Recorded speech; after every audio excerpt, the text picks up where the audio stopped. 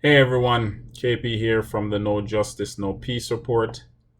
I am responding to an article that was recommended to me, or some information that was recommended to me by a person that had commented on a video that I had posted previously, having to do with police interaction with our community. And the person mentioned about the mentioned in their comments about the 81 recommendations by the Toronto Police Services. So I'm looking at a CBC article.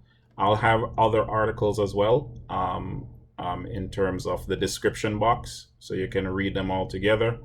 And any other information that I mentioned, I'll always put it in the description box. So make sure to read it, and come to your own conclusions.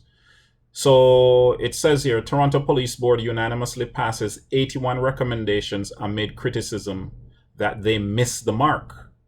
Proposed sweeping changes fail to meaningfully address anti-black racism, say the critics, right? Okay, so the article goes on to say Canada's largest municipal police services board has unanimously passed 81 so called sweeping recommendations aimed at police reform that critics say fail to address mounting calls to defund police or make the force accountable to black and other communities of color. Um, the article points out here that officers would be equipped with body worn cameras, creating non-police alternative for community safety, providing the city's auditor general increased access to Toronto Police Force's $1.2 billion budget, as well as increasing training on anti-black racism. That's a huge budget, right? So the whole concept of defunding is to redirect the money into other services, but I'll talk about that in a second, right? Um, so John Tory said that the recommendations are the most sweeping series of proposed changes to policing. I don't know about all that, right? Critic one, the first critic here is a person named Desmond Cole. He said they are completely out of step with the public conversation around defunding and abolishing that's been going on for months, right? So people are critical about, well, we're talking about getting rid of the police. No, we're not. We're talking about putting funds into other areas. The report acknowledges growing calls to defund the police, but says it cannot impose any arbitrary cut in the police budget. Okay. So Cole goes on to say many others the report for Cole and many others, the report also fails to address anti-black racism in a meaningful way. He says yearly sensitivity training sessions will not correct years of abuse or fix stereotypes. That is true. All this talk about training, nonsense needs to go further, right?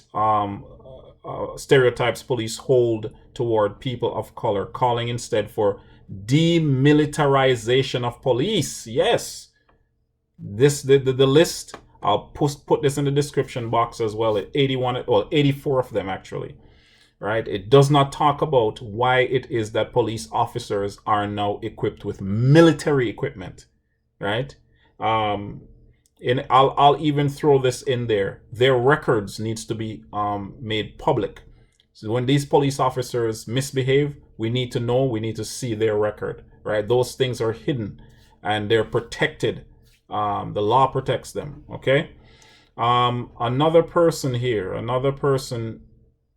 Well, let me give you a couple more details. Is here the vote comes just days after a report by the Ontario Human Rights Commission, and I had put that information up, showing black people are much more likely to be arrested, shot, or killed by police, making up some 32% of those charged in Toronto, while only representing 8.8% of the population. We're shot, arrested, jailed at a higher rate, but we're only 8.8% of the population. Somebody else said something that I'd like to point out. His name is John Sewell, a former Toronto mayor and current coordinator of the Toronto Police Accountability Coalition. He called the recommendation for $35 million for body-worn cameras a very bad investment. That's what John Sewell said. Other deputants pointed to studies showing body cams are not in fact effective, saying investing in such costly technology with an unproven record of success flies in the face of calls to cut funds to policing. So despite the recommendations calling for expansion of the force's mobile crisis response program and the development of a new crisis response model with community service at the forefront, Swell pointed out that the report still does not recommend that mobile crisis units be the first responders in cases where people are in distress, right? The police is still sent with the gun, right? We have to change the way we do policing. In Toronto, mobile mental health teams consist of a registered nurse and a police officer, but are mandated only to provide secondary responses. Currently, police officers alone remain the first responders, specifically in calls involving a weapon. We understand the weapon part, right?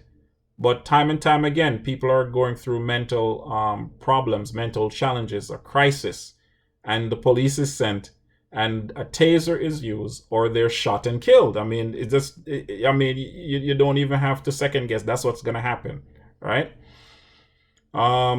So that's what the article says in terms of the the list itself. So let me see here.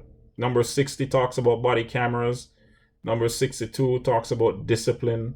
Number 72 it deals with body cameras again, right? In another article, just to show how out of touch our government officials can be sometimes. Doug Ford, and this is CBC, and this is from the 20th, right? So the Ford government says it will spend $25 million to hire 200 more Ontario provincial police officers, following a report on mental health, occupational stress injuries, suicide by members of the force. A move some are criticizing as tone deaf at a time of mounting calls to defund the police. Tone deaf. These government officials, they're protected. They have a nice salary. They live in fancy homes and fancy communities, right? And they are using taxpayers' money to fund police services to harm the community that they're supposed to protect. I'm not too sure, what to say about Mr. Ford and his $25 million recommendation. It's not this $25 million. It's not for teachers. It's not for clinicians. It's not for social workers. It's for police officers who are carrying guns, right? If every problem is a nail, right, then every solution becomes a hammer. And when the police arrive, they're coming with the strong arm of the law. Just wanted to, point these things out and, make mention of some of these things in these articles. Thanks once again to the person that recommended the 81 recommendations and that I say something on it. And I have. Thanks for subscribing. Remember to hit that subscription button. And share. Subscribe and share. Check the description box again. It's your boy KP from the No Justice, No Peace Report. Take care of yourself. Stay woke and stay red.